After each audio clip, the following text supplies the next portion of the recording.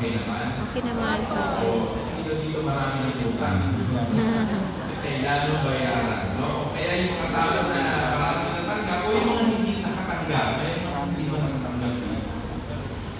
Pag tayo na nagsasabi ng mga pastor at bagong taon ngayon ay hindi natin mawawala itong mga parol natin, no?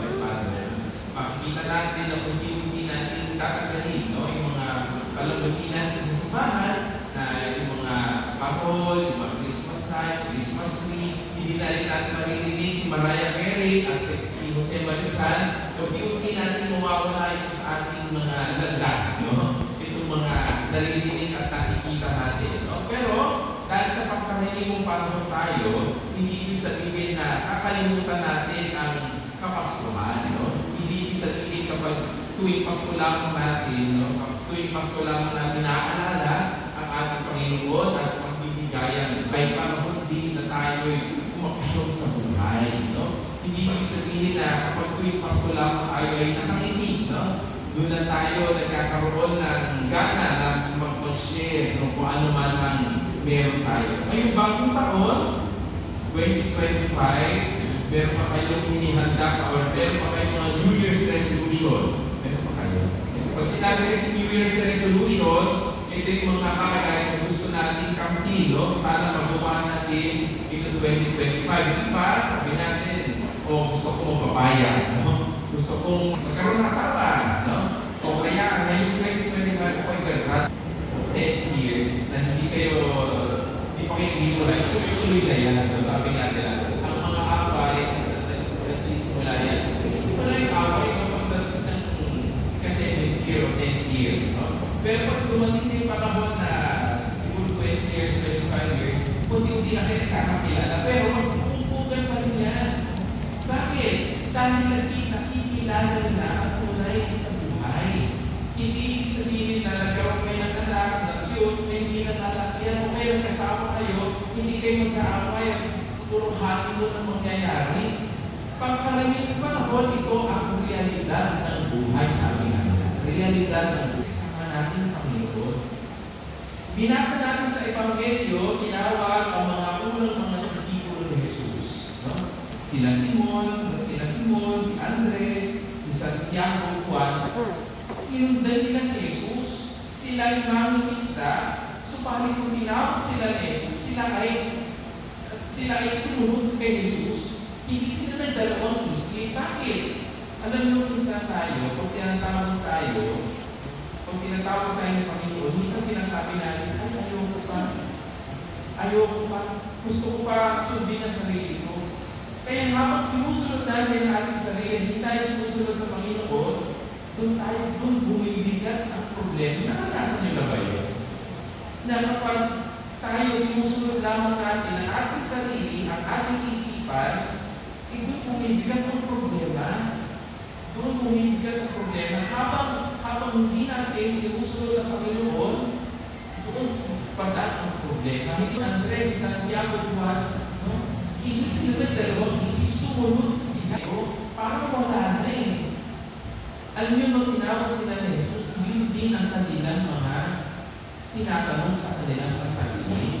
Dahil araw-araw ko nalilista, araw-araw ko ginagawa ang ginagawa ko sa buhay, minsan iniisip ko, meron pa bang sige buhay ko? May kahulugan pa ba? Hindi na nila makita ang hinaharap, ang future sa kanilang buhay, dahil nakapilitan sila sa pintuan. Nakapilitan sila, nakapilitan sa nilang mga mata sa ginagawa nila.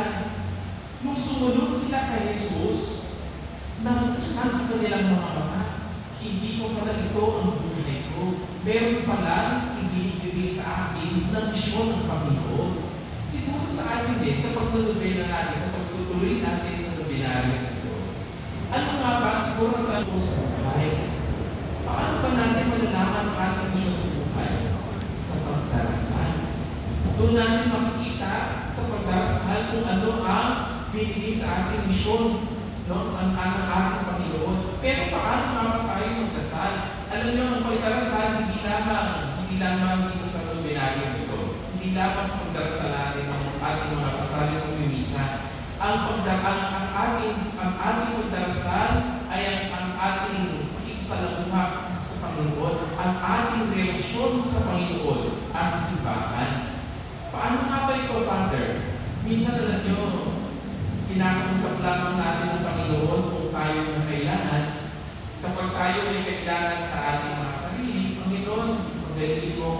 may sa aking sakit, Panginoon, pagkainin mo sakit ng aking magulang, ng aking kamag-anakan, ng aking kaibigan.